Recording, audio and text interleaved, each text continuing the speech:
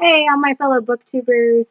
So today I'm going to be coming to you with a series that I just finished recently that is a complete guilty pleasure of mine, and I'll explain why it's a guilty pleasure. I hate that term guilty pleasure because if you genuinely enjoy something, you shouldn't feel guilty about it, especially something that you read. And just because it might not be considered, cool or I don't know. That shouldn't matter. If you like it, then you like it. Embrace it. Get pumped up about it, But anyway, I'm being such a mom right now. I sound like such a mom. I have a confession. I really enjoy Philippa Gregory. And I know in the reading community, and especially people who enjoy historical fiction, she's got quite a reputation taking facts and turning them in ways, or even taking just rumors and making it sound like facts. So I think it bothers a lot of people because some readers will take what she has written as the gospel truth when that's not necessarily the case. Yes, you can enjoy Philippa Gregory, but you need to keep a few things in mind while you read her. One, when you read Philippa Gregory, don't read it like it's a textbook. This is fiction, and she has fictionalized a person or an event in history. Usually she's really sensationalizes things. If she sees a little bit of a dirty rumor about a certain historical figure, she will run with it. The other Boleyn girl with the rumor that Anne Boleyn slept with her brother, which I don't believe. I mean, there's absolutely no historical grounding in that. That was just something Henry VIII made up to trump up more charges to chop off her head. So when you read Philippa Gregory, read her like you would read a fantasy historical fiction. Something for fun with political intrigue and interesting characters and suspense and sometimes romance, sometimes not, but not for actual historical substance. So another thing about her is just because it says on the back of the book that this is a historical romance, don't read it expecting real romance in terms of what we would signify in our more enlightened era of what you would define as romance. And I'll get to that in some of the books, because these are arranged marriages, and let's not romanticize it. Sometimes politically arranged marriages were not like, oh, I can't stand him. I can't believe my daddy is making me marry this man, Duke so-and-so. And then they're like, oh, just kidding, I'm in love with him. That wasn't always the case. Sometimes this was really grody, bad marriages. Sometimes she defines something as romantic. I'm like, this is so not romantic. This is twisted. Don't try to make this romantic, Philippa. Stop. Stop. So those are the two things that you really need to keep in mind when you read Philippa Gregory. So I'm going to be talking today about the Cousins War series that I just finished. I love Philippa Gregory, but most of the books I've read by her were from her Tudor books. And those were good. I'm not really interested in the Tudor era, so I was just kind of like, oh, I'm reading it because I enjoy the writing. And I enjoy the characters. She's got solid character development. I hadn't read any of her War of the Roses books, and now I'm obsessed with everything War of the Roses, as seen in my TBR when I'm going to read the book about Margaret of Anjou. So this is really what sparked all that, because these books were so good. They're so good. I would read one in a day. Or one in a night. Sometimes it would take me two, but usually it only just took me one because I just enjoyed them thoroughly. These books, how the series is organized, it's a little confusing. There are 5 books in the Cousins War, which I was a little confused reading how, the numbers, how she numbered it. So I would, if I was sitting here with you as a friend and I was recommending these books to you, I am telling you how I would read them if I were to do it all over again, where I would start and where I would end. And I plan on rereading them because they were just so good. So this is where I'm going to go, and it's mostly chronologically, except for the middle 3 books, which happen pretty much on the same time period, same few years. So those could probably be interchangeable. But this is how I would do it if I were to do this all over again. The first book in the series is The Lady of the Rivers by Philippa Gregory, if you didn't already realize that. I got the pretty copy because I had a Books A Million card from Christmas that I hadn't used and I found in my sock drawer because that's where I put everything and then forget I put it there.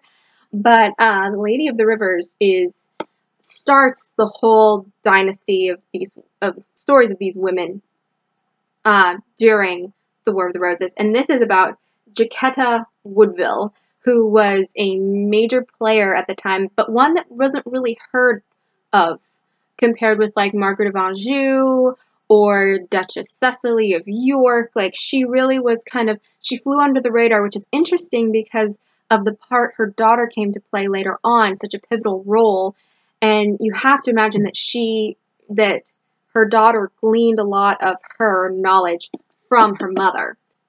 So Jaquetta Woodville was a French noble woman who at a young age was married to the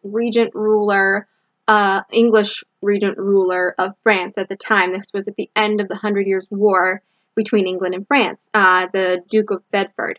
And he was a much older man than her, so he died soon after their marriage, and she completely bucked against society, against the authority figures in her life, because she was a young girl and she couldn't make her own decisions, apparently, and she married the squire of her late husband, which was and he had no noble name, nothing, like a little bit of land in the English countryside, and she said, forget all y'all, I'm marrying the man for love this time around. And they had like 14 kids, so clearly something was working in their marriage.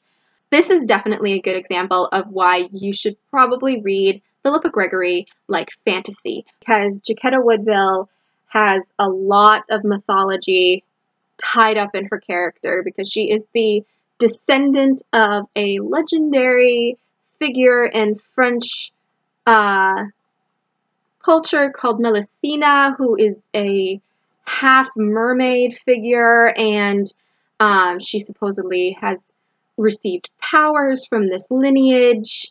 And there's a lot of things in this that you're just like, because she has visions and things like that, and she passes those down to her daughters and her grandchildren. So, I mean, it's not accurate historically. Let's just be honest.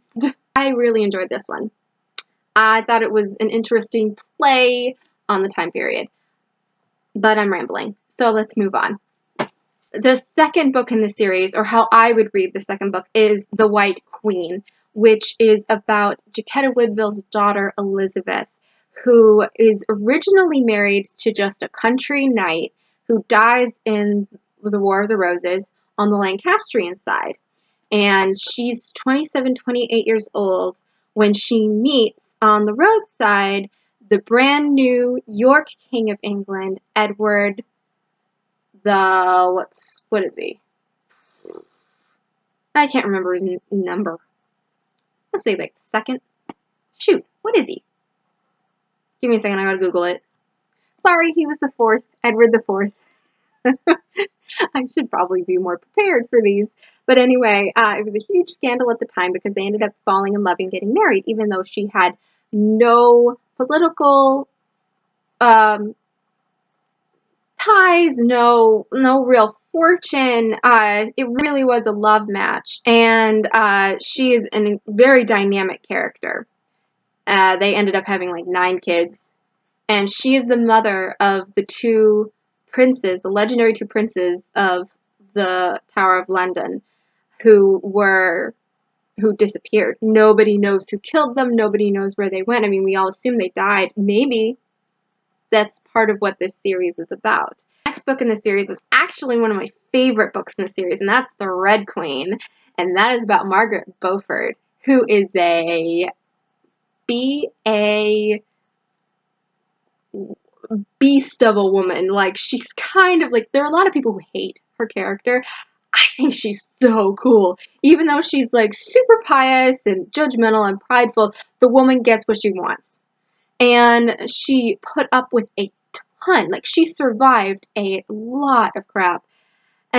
She was married at age 12 and gave birth to her son, the future King Henry VI, at age 13. Her husband at the time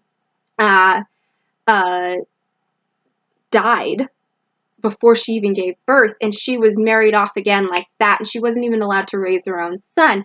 But she felt like she had a divine calling from God to put her son on the throne because he was one of the last heirs to the Lancastrian line, and she did everything she could. She justified it by saying she was doing God's will, but the woman wanted power. The woman wanted to get in there. And she's just a really dynamic, interesting character. Like, I know I said that Elizabeth was dynamic, but there's something about Elizabeth that bugs me. I don't know. Maybe it's because she feels a little fake to me. And I feel like Margaret knows she's not a nice person. I would say the B word, but my mother's watching this probably, so I'm not going to.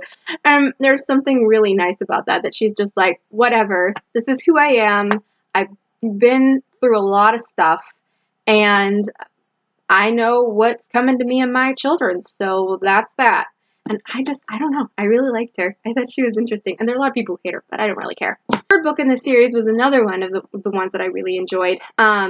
I think this was the third favorite. The first favorite was definitely The Red Queen. That was my favorite of the series. This is probably like my third favorite. If I was to say the top three out of the five. The Kingmaker's Daughter.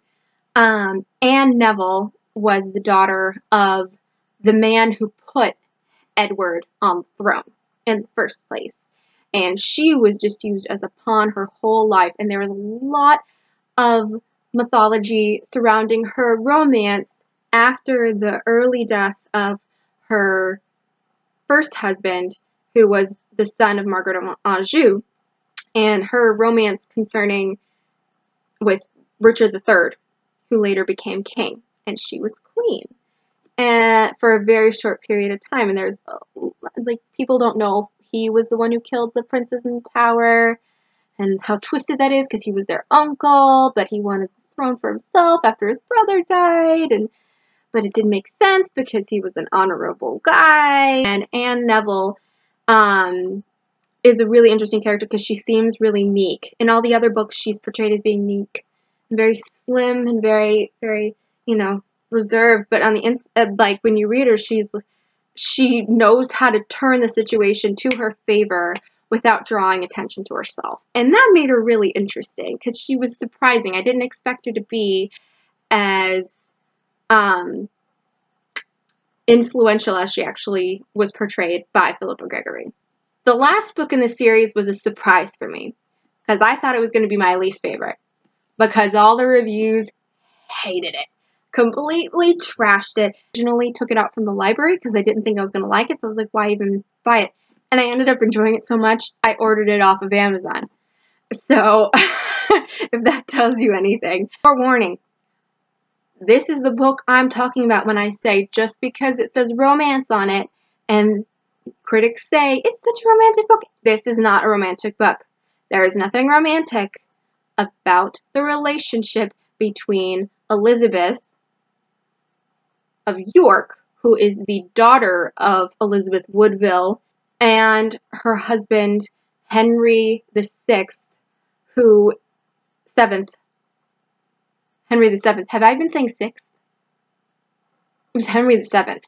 Henry VII, Margaret Beaufort's son. You read the historian's take, and they were a beautiful couple in real life, which was surprising because they were definitely an arranged marriage. Philippa Gregory takes it in really, I think that's why. I think people read it expecting romance, and she just murders it from the get-go because she ran with a rumor that Elizabeth of York had an affair with her uncle, Richard III. and that Elizabeth can't get over her uncle after he dies and is killed by her husband that she's being forced to marry. That starts a really rocky marriage that's really kind of twisted in the beginning. Super twisted. But I just took it with a grain of salt. And the rest of the political intrigue in the time period, he's known as the Winter King because the time was so uncertain. And it was coming off the heels of the golden era of Edward IV and the very short-lived reign of Richard III. He was the last king of England ever to win his throne on a field of battle. And he was in constant danger of losing that throne again. And the specters of the lost princes haunted them, and haunted her especially, which made it there was a chance that her brother was alive. One of the ones who would have been the York heir to the kingdom who comes back. There's a rumor. And her allegiances are entirely split down the middle between Tudor with her husband and her children, most importantly. Her children, which she knows will be in mortal danger should they lose the throne, and her long-lost brother who she loved dearly, dearly, dearly, and they thought had been dead. So it made a really interesting character who is completely torn down the middle. And those are the Cousin series books, which I highly recommend. If you want a fun beach read, this would be beach reads for me. I'm weird like that. Or like something you want to read on the plane, pick them up because they're quick, they're engaging, they're fun, they're romantic if you catch the right book. This is not the book to find the romance in. Just saying. I just highly recommend them. And don't be ashamed. Own it. Own it. Alright, I gotta go. Bye.